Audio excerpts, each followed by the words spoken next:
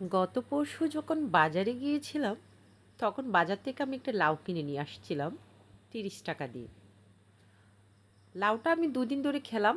খাওয়ার পর আমার ছেলে বলল, মা, লাউয়ের চামড়ার ভর্তা করে দাও। তো ছেলের কথা তো আর ফেলতে পারি না। ছেলে যখন আবদার করছে লাউয়ের চামড়ার ভর্তা করে দিতে, তো আমিও লাউয়ের চামড়াগুলো নিয়ে ভালো করে ধুয়ে আমি প্রেসার কুকারে 2-3টা সিটি দিয়ে নিয়েছি। সেদ্ধ হয়ে গিয়েছে।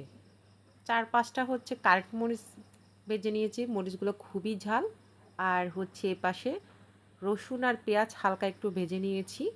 সবটা আমি এই যে বাটনাটাতে একটু ভালো করে মিহি করে পেস্ট করে নিব।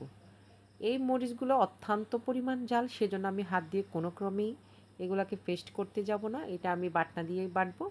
আর এই বাটনাতে বাটতে কিন্তু খুবই সহজ, খুব সহজেই খুব সুন্দর করে মিহি হয়ে যায়। পরিমাণ মতো লবণ দিয়ে আমি বাটনাতে মরিচ আর পেঁয়াজগুলো খুব সুন্দর করে মিহি করে নিচ্ছি, দেখতেই পাচ্ছেন। এটা যখন আমি পেস্ট করতেছি, এটার থেকে যে পরিমাণ একটা সুঘ্রাণ বের হয়েছে, যখন আপনি এটা করে খাবেন তখনই এটার মানে যে ঘ্রাণটা সেটা আপনি পাবেন। এখন তো ছবিতে সেটা বোঝা যাবে না, সেটার জন্য।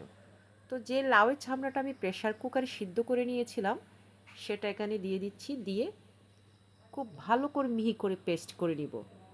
একটু সময় নিয়ে করতে হবে, খুব সহজে হবে না। আমার মিহি করা শেষ হয়ে গিয়েছে। এবার আমি একটু হাত দিয়ে সবকটা এক জায়গায় করে নিয়ে নিচ্ছি। এত সুন্দর একটা ঘ্রাণ আসছে, আমার যে আজকে কতগুলো ভাত খাবো সেটা আমি নিজেও জানি না। তো আমার ছেলেও খাওয়ার জন্য খুব বেশি অপেক্ষা করতেছিল। তো যেই কড়াইটাতে আমি রসুন আর পেঁয়াজটা ভেজে নিয়েছিলাম, সেই কড়াইতে আরেকটু হালকা পরিমাণ তেল দিয়ে যেই পেস্টটা করে নিয়েছি সেটা আরেকটু সুন্দর করে ভেজে নিয়েছি। তারপরে একটু সামান্য পরিমাণ হলুদ গুঁড়ো দিয়ে দিলাম। কালারটাও ভালো আসবে, টেস্টটা আরও বেশি দ্বিগুণ হবে। এ পর্যায়ে খুব ভালো করে নেড়েচেড়ে একটু ভেজে নিতে হবে। আর এই পাশে আমি খুব তাড়াতাড়ি ভাত নিয়ে চলে এসেছি। আমি আর পারতেছিলাম না অপেক্ষা করতে। এত পরিমাণ সুঘ্রাণ বের হচ্ছে বলে বোঝানো যাবে না। আপনারাও একবার ট্রাই করে দেখতে পারেন, তাহলে খুবই ভালো হয়।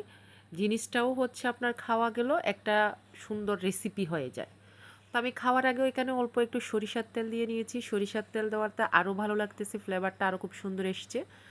তো দেখি, একটু খেয়ে দেখি কীরকম হয়েছে। শুধু এতক্ষণ ফ্লেভারই নিলাম, এখন টেস্ট করার পালা। তো বিসমিল্লাহ বলে আমি প্রথম লোকমাটা দিলাম। অসাধারণ হয়েছে, অসাধারণ হয়েছে, সত্যি খুবই মজা হয়েছে।